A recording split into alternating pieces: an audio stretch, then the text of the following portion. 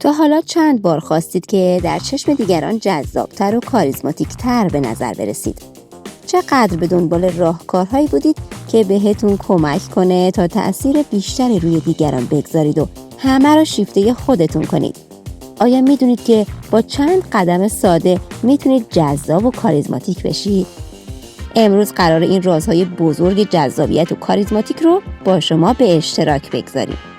با توصیه‌های فوق‌العاده‌ای که از بزرگان روانشناسی و موفقیت آشنا میشید، میتونید زندگیتون رو متحول کنید. اگر تا پایان این ویدیو با من همراه باشید، با تکنیک‌های آشنا میشید که میتونید از همین امروز به کار ببرید و تأثیر فوق‌العاده‌ای روی دیگران بگذارید. دوستان عزیزم، این ویدیو پر از نکات کاربردیه که میتونه شما رو به فردی جذاب و کاریزماتیک و تأثیرگذار تبدیل کنه. پس آماده باشید، چون امروز قرار کلی نکته یاد بگیریم. اما قبل از اون لطفاً اگر هنوز به کانال ما نپیوستید، همین الان دکمه سابسکرایب رو بزنید و زنگوله رو هم روشن کنید. توصیه شماره 1: از درگیر شدن با افراد منفی دوری کنید. فردریش نیچه میگه مراقب باشید که با هیولاها نجنگید، چرا که ممکنه خودتون هم تبدیل به هیولا بشید. برای داشتن کاریزماتیک و اعتماد به نفس بالا باید یاد بگیرید که از بحث و درگیری با افراد منفی دوری کنید. چرا این توصیه مهمه؟ درگیر شدن با افراد منفی میتونه انرژی و روحیه شما رو تخلیه کنه. بحث و جدل با افرادی که همواره منفی باف هستند باعث میشه شما هم احساسات منفی پیدا کنید. ارتباط با افراد منفی میتونه تأثیرات منفی بر سلامت روانی شما داشته باشه. برای همینه که دوری کردن از این افراد به شما کمک میکنه که آرامش و سلامت روان خودتون رو حفظ کنید.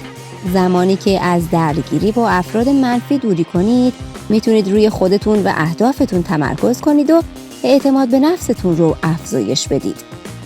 اما چطوری باید به این توصیه عمل کنید؟ ابتدا باید بتونید افراد منفی رو تشخیص بدید.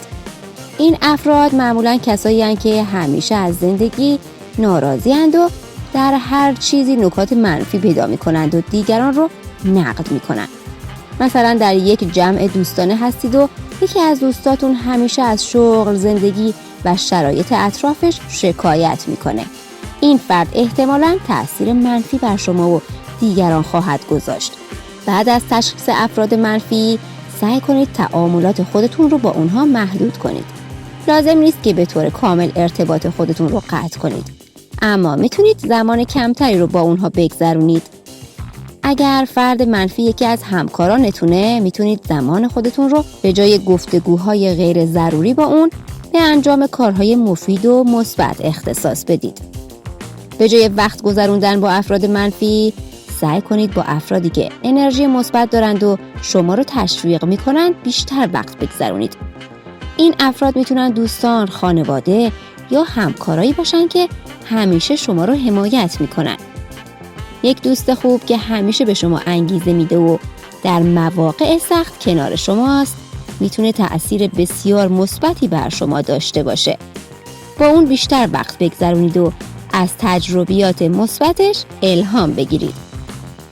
در مواقعی که مجبورید با افراد منفی تعامل داشته باشید، سعی کنید احساسات خودتون رو مدیریت کنید. به جای واکنش‌های احساسی و منفی، با آرامش و خونسردی برخورد کنید و سعی کنید تأثیر منفی اونها رو کاهش بدید. به یاد داشته باشید که بحث کردن با این افراد اول به خودتون ضرر میرسونه. اگر در یک جلسه کاری یکی از همکارانتون به شدت انتقاد میکنه، به جای اینکه خودتون رو درگیر کنید، با آرامش به صحبت‌هاش گوش بدید و سپس با دلایل منطقی و مؤثر پاسخ بدید. توصیه شماره 2 میگه که عمل مهمتر از حرفه. کارل یونگ، روانشناس بزرگ، میگه که شما اون چه هستید که انجام میدید، نه اون چه که میگید. عملکرد شما مهمتر از حرفاتونه و دیگران نیز به عملکرد شما نگاه میکنن و از عملکرد و رفتارتون شما رو میشناسند. تصور کنید که کسی همیشه درباره موفقیت‌های بزرگ خودش صحبت میکنه، اما در عمل هیچ کاری انجام نمیده. در مقابل فردی که به صورت پیوسته تلاش میکنه و به نتایج واقعی دست پیدا میکنه تأثیر بیشتری روی شما میگذاره. عملکرد شما نشون دهنده واقعی شخصیت شماست.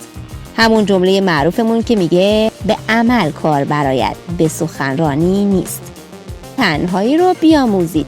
کارن هورنای میگه تنهایی به معنای عدم ارتباط با دیگران نیست، بلکه به معنای ناتوانی در ارتباط با چیزهایی که دوستشون داریم.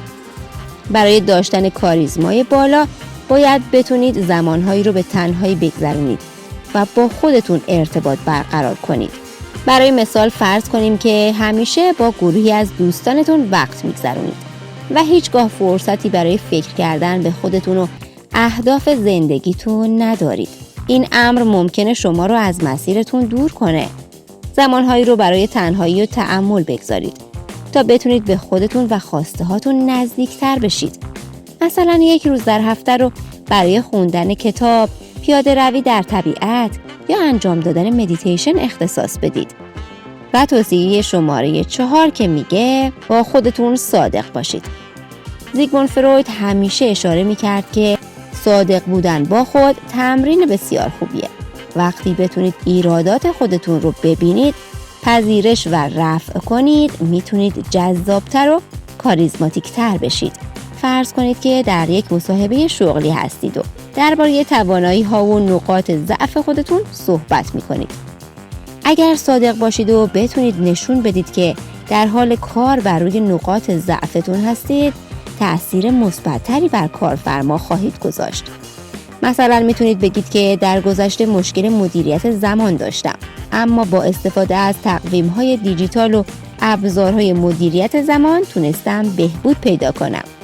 صداقت شما نشون دهنده اعتماد به نفس و بلوغ شماست و تأثیر مثبتی هم بر دیگران خواهد گذاشت.